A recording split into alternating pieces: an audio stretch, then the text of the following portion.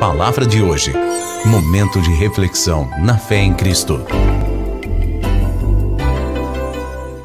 Glória a Jesus, aleluia! Profeta Ezequiel, o capítulo 13, ele vai falar sobre os falsos profetas. E o Senhor, ele diz lá, 13:8, ele fala: portanto, assim diz o Senhor Deus, como falais falsidade, tende visões mentirosas, por isso eu sou contra vós, outros, diz o Senhor Deus. Olha, imagino aqui, caminhe comigo, tente transportar sua mente para esse tempo. Eles estavam no cativeiro, ali por cumprimento de uma ordenança, um juízo de Deus. No meio do povo, já havia dito Jeremias, Ezequiel agora falava da parte de Deus. Junto com Ezequiel também outros profetas falavam, e falavam mentiras, falavam enganos, falavam de paz, sendo que não tinha paz, falavam de coisas que não era da parte do Senhor. Então tinha os falsos profetas. No verso 17 fala das falsas profetisas. No capítulo 14 fala ali do castigo aos idólatras. Quando a gente está falando daquele que Deus se preocupa, com relação ao idólatra, querido, entenda, que é com aquele que já recebeu Jesus como Senhor e Salvador na sua vida, fez uma aliança através do batismo, tem participado da ceia. É desse que Deus está falando contra o idólatra. Não é para mim e para você olhar para o lado e começar a falar que tem muita gente na idolatria. Não é isso que ele está dizendo. Ele está dizendo com relação ao seu povo que já se rendeu a ele. Então nós temos que entender. E aí ele vem falando no capítulo 14, verso 12, da juízo, da justiça, melhor dizendo, ou juízo, da parte de Deus para com quem? Para com o seu próprio povo. Aí você vê às vezes milhares de pessoas morrendo, e aí você pensa, é porque aquele povo não conhece a Deus, é por isso que aquele povo agora morreu num desastre. Deixa eu te falar, se lembra daqueles marinheiros que hospedaram Jonas? Eles perderam bens ali, porque tiveram que jogar fora, eles quase perderam a vida. Não foi porque eles tinham outros deuses, é porque Jonas, que já tinha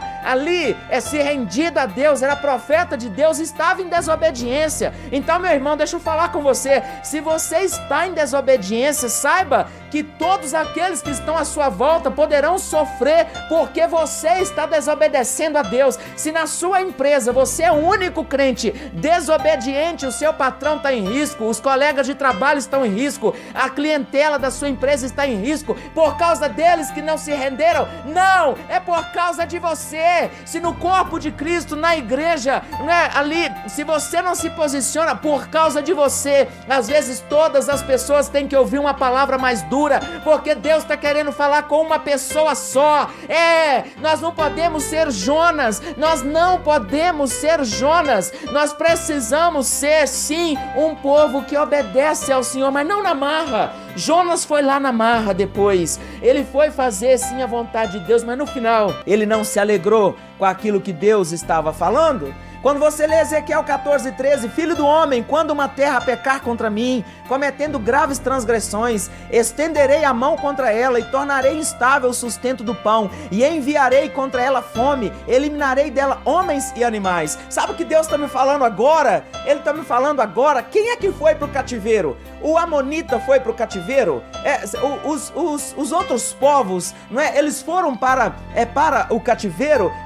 Todos aqueles povos que acompanharam ali desde Abraão, ali Josué, esses povos, eles foram? Não, Deus levou para o cativeiro somente o seu povo, ele não levou os outros povos. Sabe o que eu aprendo com isso? Ele não está interessado, em castigar os outros povos, porque aquele que hoje não se rende a Jesus, é considerado como se fosse um outro povo, mas quando ele se rende a Jesus, ele é adotado por Deus como seu filho, como seu povo. Então aquele que ainda não tomou essa decisão, ele já está em julgamento, ele precisa tomar essa decisão, se arrepender e vir para Deus. Então o juízo, ele vai vir sobre todos, sim, mas Deus, ele disciplina, filho, o cativeiro babilônico foi disciplina. E deixa eu falar uma coisa com você, se arrependa enquanto é tempo, porque quando vem o juízo, quando vem Deus ali trazendo prova, tribulação para abalar o seu barco, é porque ele quer que você tome uma atitude como igreja, como servo. Olha o verso 14, ainda que estivessem no meio dela estes 3 homens, Noé, Daniel e Jó, eles pela sua justiça salvariam apenas a sua própria vida, diz o Senhor Deus. Olha o que está dizendo. Deus falou com Ezequiel, olha, se Jó estivesse no meio do povo, não ia resolver. Sabe por quê? Jó se arrependeu no pó e na cinza, salvou a sua própria vida.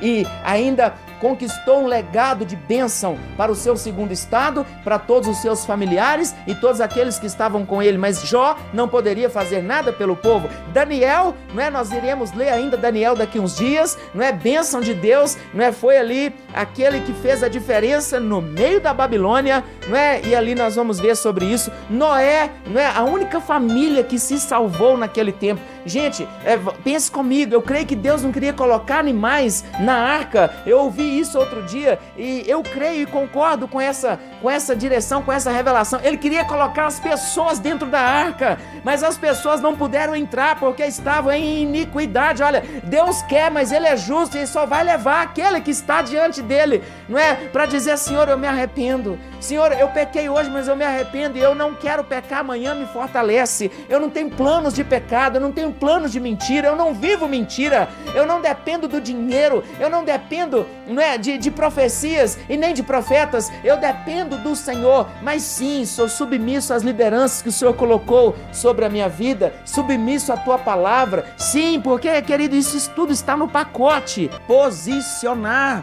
Quando a gente vê o capítulo 15, não é? Jerusalém é como se fosse uma videira inútil. Ele está falando, olha, os meus filhos, eles são como uma videira inútil, os seus frutos não prestam. Esses frutos dos meus filhos não estão chegando até mim, não é? E aqui Deus vai falando com Ezequiel, filho do homem, porque mais é o sarmento da videira que qualquer outro, o sarmento que está entre as árvores do bosque. Toma-se dele madeira para fazer alguma obra? Ou toma-se dele alguma estaca para que ele se pendurasse algum objeto? Não serve para nada o que eles estão me produzindo. Eu não estou recebendo aqui mais. Tem um grande... Não é? Os púlpitos viraram palcos, fumaças, luzes, boates, mas não se pregam mais a minha palavra. As igrejas viraram empresas. O dinheiro está sempre em primeiro lugar. Os meus filhos estão idolatrando outros deuses. As doutrinas, elas mudaram. É sempre uma palavra que agrada, porque se não agradar, o membro sai. Se o membro sair, o dízimo sai. Mas não é isso que eu estou querendo. Eu estou querendo confiança, estou querendo devoção, eu estou querendo entrega, eu estou querendo corações a mim. Ele está dizendo, olha, o que vocês estão produzindo já não está chegando mais ao meu coração, porque não é isso que eu quero, não é essas obras que eu quero. Versículo 5, ora, se estando inteiro não servia para alguma coisa, quanto menos sendo consumido pelo fogo ou sendo queimado, se faria dele qualquer obra. Portanto, assim diz o Senhor Deus, como o sarmento da videira entre as árvores do bosque que dei ao fogo para que seja consumido, assim entregarei os habitantes de Jerusalém, voltarei o rosto contra eles, ainda que saiam do fogo, o fogo se consumirá, e sabereis que eu sou o Senhor,